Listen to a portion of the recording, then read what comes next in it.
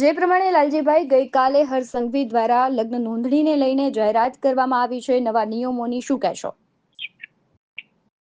બેન, જાહેરાતની અંદર તો અમને સંતોષ એટલા માટે નથી કે જે રીતની વાત કરવામાં આવી છે કે લગ્ન નોંધણી કરવા માટે દીકરા દીકરી જાય એ જગ્યાએ એમનો જે રજીસ્ટર કરવામાં આવે છે એ રજીસ્ટર પહેલા તલાટી ફાય હતો, તલાટી અત્યારે વિગતો મેળવી અને ઉપરના અધિકારીને મોકલશે રજીસ્ટર માટે, અને મા બાપને સોશિયલ મીડિયાના માધ્યમથી જાણ કરવામાં આવશે કે તમારા દીકરા દીકરી અહીંયા લગ્ન કરવા માટે આવ્યા છે.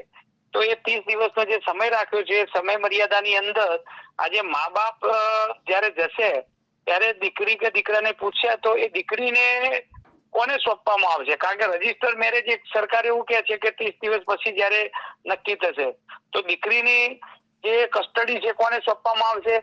જો એના પતિ તો લગ્ન થયા જ ના હોય, કારણ કે 30 દિવસ પછી રજીસ્ટર થવાના છે, તો એમને સોંપવામાં આવશે કે દીકરીને સોંપવામાં આવશે?